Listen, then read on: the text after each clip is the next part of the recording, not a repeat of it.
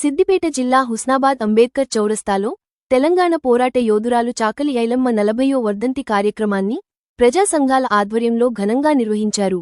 ఈ సందర్భంగా చాకలి ఐలమ్మ విగ్రహానికి పూలమాలలు వేసి ఘన నివాళులర్పించారు. తెలంగాణ సాయుధ పోరాటంలో వీరనారి చాకలి ఐలమ్మ పాత్ర గణనీయమైనదని కొనియాడారు. భూమి కోసం భుక్తి కోసం, వెట్టి చాకిరీ నిర్మూలన కోసం చాకలి ఐలమ్మ పోరాటం చేశారన్నారు. అణగారిన వర్గాల హక్కుల కోసం పోరాడిన చాకలి ఐలమ్మ పోరాటాన్ని స్ఫూర్తిగా తీసుకుని నేటి యువత ముందుకు వెళ్లాలన్నారు.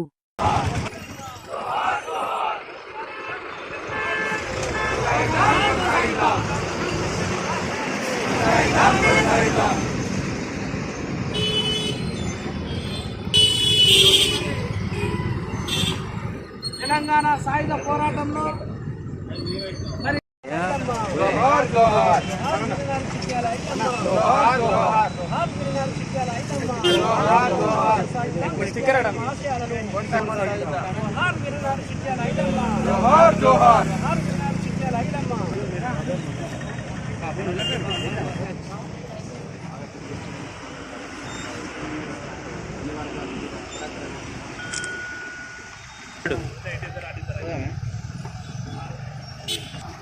ఇద్దరు అట్లా మొక్కు నమ్మేటు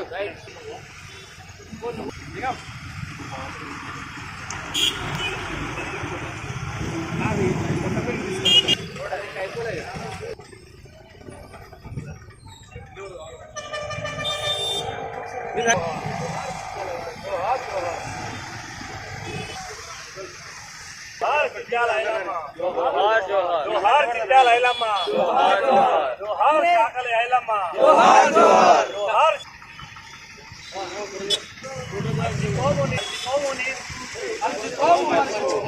जोहार चाकली ऐलम्मा.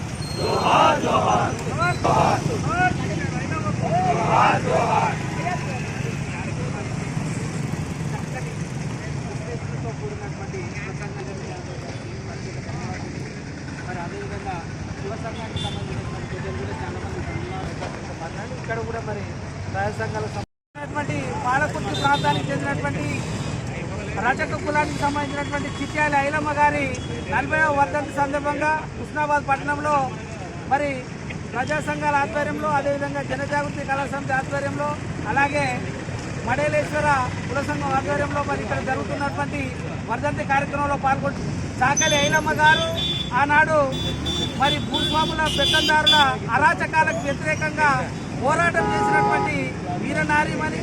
ఆమె యొక్క త్యాగ నిరతిని, పోరాట స్ఫూర్తిని ఈనాటి తరం కూడా మనం అందరం కూడా తప్పకుండా తెలుసుకొని నేటి తరం విద్యార్థులకు కూడా ఇది తెలియాల్సినటువంటి అవసరం లేదు. పాఠ్యాంశాలలో కూడా మరి వీరనారి చిట్యాల ఐలమ్మ గారి యొక్క జీవిత చరిత్రను బోధించవలసినటువంటి అవసరం ఉన్నదని తెలియజేస్తూ మరి కార్యక్రమంలో పాల్గొంటున్నటువంటి ఈరోజు పోరాట యోధురాలు వీరనారి విప్లవమూర్తి, తొలి భూ పంపిణీ భూ పోరాట యోధురాలు చిట్యాల ఐలమ్మ, చాకలి ఐలమ్మ యొక్క 40వ వర్ధంతిని అంబేద్కర్ చౌరస్తాలో ఘనంగా జరుపుకోవడం జరిగింది. ఈ సందర్భంగా చాకలి ఐలమ్మ గారికి నివాళులర్పిస్తూ ఈ కార్యక్రమానికి చేసిన నిజంగా తెలంగాణ ప్రాంతం లోపల భూమి కోసం వెట్టి చాకరీ విముక్తి కోసం పోరాటం చేసి తెలంగాణ అణగారిన వర్గాల యొక్క ప్రజల తెగువను ప్రపంచానికి చాటి చెప్పిన మహనీయురాలు చిట్యాల ఐలమ్మ. చిట్యాల ఐలమ్మ ఉమ్మడి వరంగల్ జిల్లా కృష్ణాపురం గ్రామం లోపల 26 సెప్టెంబర్ 1875 ఆ ప్రాంతంలో జన్మించడం జరిగింది. చిక్యాల ఐలమ్మ గారు ఈరోజు అనగా 10వ తారీఖు సెప్టెంబర్ 1985లో మరణించడం జరిగింది. ఈరోజు 40వ వర్ధంతిని జరుపుకుంటుంది. నిజంగా వంగి దండాలు పెట్టే సమయం లోపల శివంగిలాగా దర్శించిన వీరనారి చిక్యాల ఐలమ్మ. ఆమె కొంగు నడుముకు చుట్టి పోరాటం చేస్తే దొరల అరాచకం అనేది తూకముడిచింది. ఆ దొరతనం అనేది తూకముడిచింది. నిజంగా నడి వయసు లోపలనే నడిల లోపలనే గడిలను వణికించింది. గడిల లోపల గడ్డిని వణికించిన పోరాట యోధురాలు చాకలి ఐలమ్మ నిజంగా అప్పుడు చిక్యాల ఐలమ్మకు భూమి లేదు. వాళ్ళ భర్త చిక్యాల నర్సయ్య, 5 కుమారులు, 1 కుమార్తె. అప్పుడు కూలినాలు చేసుకుంటూ జీవితాన్ని గడుపుతున్న క్రమం లోపల మల్లంపల్లి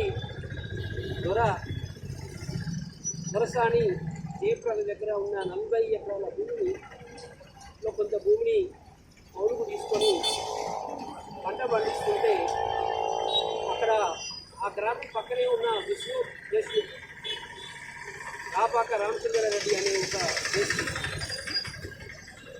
ఈ చిక్యాల ఐలమ్మ యొక్క పోరాట వారసత్వాన్ని, పోరాటాన్ని, అదేవిధంగా ఇవ చేసిన కష్టాన్ని చూడలేక విసిగించుకొని కుట్రతో ఆమె పంటను కాలబెట్టిండు, ఇంటిని కాలబెట్టిండు.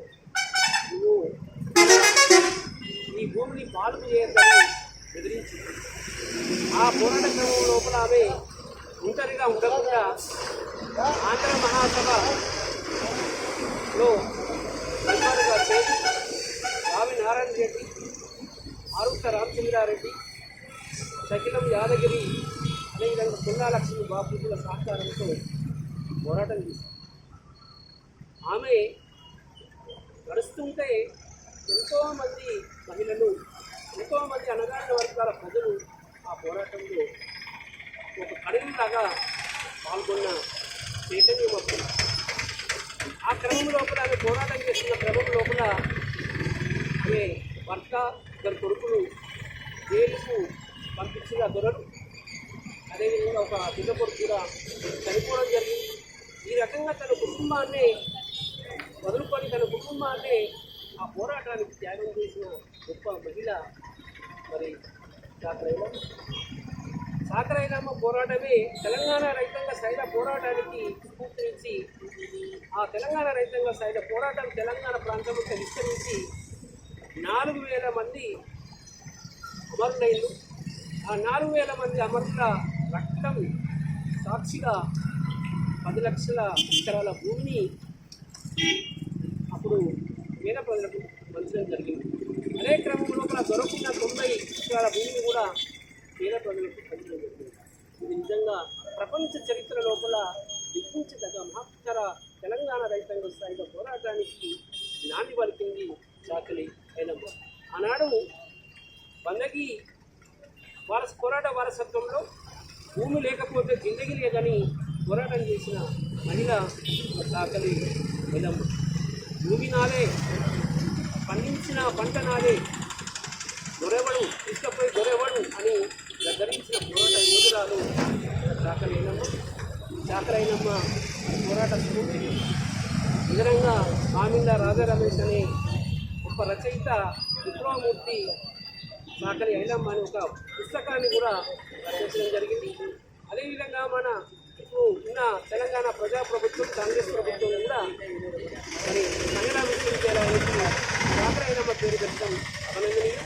నిజంగా అందరం కూడా మన వర్గాల ప్రజల యొక్క పోరాటాన్ని, మన ప్రజలన్న యొక్క మహనీయులను మనం గుర్తించుకొని ఈ విధంగా జయంతి వర్ధంతులను జరుపుకుంటూనే వాళ్ళ చరిత్రను అధ్యయనం చేసి వాళ్ళ పోరాట బాట లోపల మనం నడిచినప్పుడే నిజంగా మనం చాకలి ఐలమ్మకు నిజమైన స్ఫూర్తి వస్తుందని గుర్తు చేస్తూ